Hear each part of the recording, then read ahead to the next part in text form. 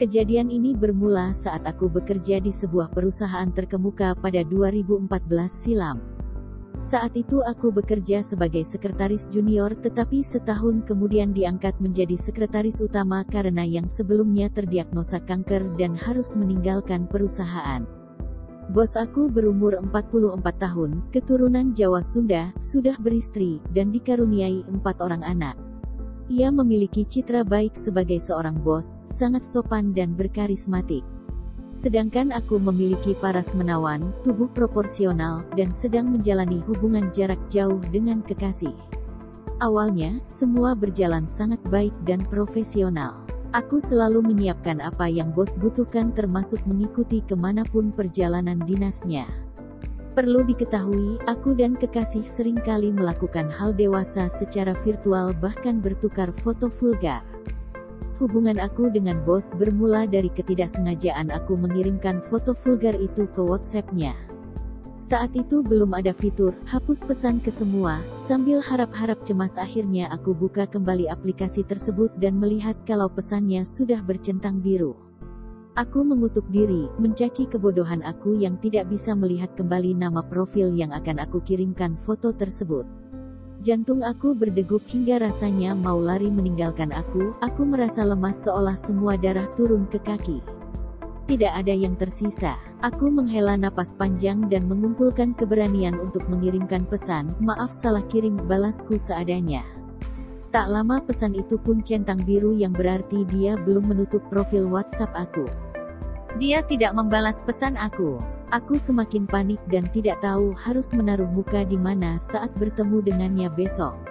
Esoknya, aku memutuskan untuk berangkat lebih pagi.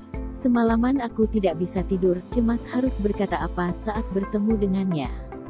Terlebih belum lama aku diangkat menjadi sekretaris utama, bagaimana kalau aku dikeluarkan karena perilaku aku yang kurang baik? Mau ditaruh di mana muka aku? Pikiranku berkecamuk. Sepertinya wajah aku hari ini tidak karuan, kantung mata aku pastilah hitam karena tidak tidur semalaman suntuk. Selama perjalanan jantung aku berdegup sangat kencang, mungkin jika ada orang yang berdiri di sebelah aku, mereka akan dengar betapa kencang suaranya. Sesampainya di parkiran kantor, keringat dingin mulai membasahi kening, perut aku tiba-tiba mulas menahan gugup.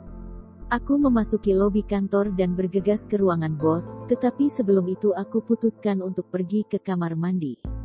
Melihat bagaimana kondisi wajah aku dan terutama mengumpulkan segala niat juga keberanian untuk meminta maaf atas kebodohan aku. Aku melihat diri aku di cermin kamar mandi, buruk gerutuku. Aku membuka keran dan membasuh wajah dengan air dingin, luntur semua make up, terlihatlah wajah aku yang sesungguhnya. Kantung mata hitam, bibir pucat, kulit kering, aku menghela napas dan membuka tas untuk mengeluarkan pouch make up. Hitung-hitung mencari kesibukan agar tidak terlalu gugup, di tengah memakai foundation aku melihat jam, masih ada waktu untuk mengumpulkan keberanian sebelum akhirnya dia datang, gumamku. Selesai make up, aku kembali menatap pantulan diri di cermin, sebenarnya aku tidak jelek kok, hanya saja malu karena salah kirim foto itu, kataku dalam hati. Setelah cukup berias, aku keluar dan duduk di meja dekat ruangannya. Berulang kali aku melirik jam tangan untuk melihat berapa lama lagi ia akan datang. Bos aku adalah orang yang tepat waktu, dia selalu datang di jam yang sama. Jadi tidak sulit mengetahui kapan ia akan tiba. Saat aku melirik jam tanganku yang entah sudah kesekian kali, derap langkahnya mulai terdengar mendekat. Aku berdiri dan merapikan baju, ia membuka pintu, "Selamat pagi," ucapnya sambil tersenyum dan berlalu masuk ke dalam ruangannya. Aku hanya tersenyum dan menjawab sapaannya seperti biasa. Hari ini aku harus minta maaf niatku. Selama 1 hari itu, ia terlihat biasa sekali, tidak menginstruksikan hal aneh. Benar-benar respek aku dengannya, berulang kali aku mengintip ke dalam ruangan untuk meminta maaf tapi kata itu sepertinya susah kali terlontar dari bibir aku. 1 hari hampir terlewati, ketika ia keluar dari ruangan dan berhenti di depan meja aku, ia bertanya, "Kamu pulang jam berapa?" Tanyanya, "Sebentar lagi akan pulang pak," jawabku. "Bisa temani aku minum kopi?" tanyanya. Mendengar ajakannya itu, aku berpikir bahwa inilah saat yang tepat untuk aku meminta maaf. Aku menyetujui ajakan itu. Aku dan dia turun dan masuk ke salah satu kedai kopi yang berada di lobi. Saat tiba di kedai dan sudah memesan kopi, aku membuka obrolan tentang insiden salah kirim pesan itu. Belum selesai bercerita ia sudah menyela pembicaraan aku. Forget about it, aku paham kamu LDR. Foto itu pun sudah aku hapus, katanya. Aku makin respek dengannya. Sejak kejadian itu, aku dan dia jadi makin akrab, bahkan terbawa sampai di luar lingkup kantor. Seringkali aku diundang ke rumah untuk bertemu dengan keluarganya. Dia pun sangat perhatian hingga sering mengirimkan pesan singkat sebagai cara menunjukkannya. Ada hal yang membuat aku nyaman saat berada di dekatnya. Ia sangat pandai membangun suasana dengan gurauan-gurauannya.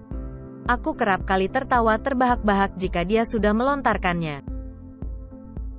Mungkin kedengarannya salah, tetapi seiring berjalannya waktu aku masuk ke dalam perangkap. Aku tidak bisa menghapus ingatan tentang bos aku itu, bahkan seringkali aku berfantasi dengannya. Gila memang, saat itu aku sudah punya kekasih, hubungan aku dan dia pun terjalin cukup lama dan dia sudah memiliki keluarga. Tapi aku benar-benar tidak bisa membuang hal tentangnya sekalipun aku mencoba berulang kali. Kedekatan aku dan dia makin intens, tetapi tidak ada satupun orang kantor yang mengetahuinya. Aku dan dia sangat profesional saat bekerja dan dengan citra baik bos aku, ia jauh sekali dari skandal negatif. Saat itu hari raya Nyepi, aku diundang untuk makan siang bersama di salah satu restoran.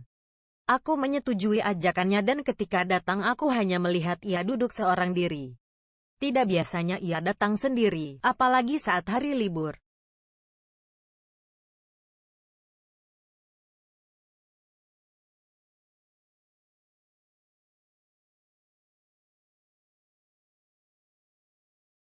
Entah apa yang salah dengan aku, sepanjang hari aku berusaha untuk menggodanya. Mulai dari gerak tubuh hingga memancing obrolan yang menjurus ke arah sana. Gayung pun bersambut, ia merespons godaan aku. Setelah makan siang, aku dan dia pergi ke hotel terdekat. Dari sanalah hubungan terlarang ini dimulai. Ia tidak hanya menjadi kekasih bagi aku tetapi juga kakak dan mentor bagi kehidupan aku. Ia sangat gentleman dan tahu bagaimana cara memperlakukan wanita. Selama menjalin kasih dengannya, aku tidak hanya mendapatkan gaji tetapi juga gaji kedua yang jumlahnya cukup besar. Hubungan terlarang aku dan dia berjalan selama 2 tahun, awal 2015 hingga 2017 dan harus berakhir ketika kekasih aku pulang dari Singapura.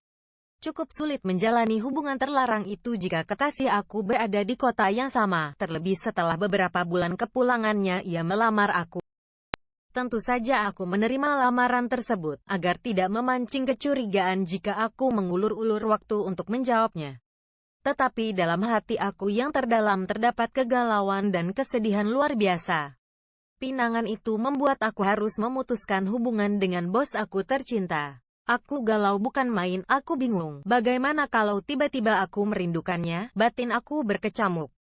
Aku memendam kegalauan itu rapat-rapat dan berusaha bertingkah normal di depan kekasih aku.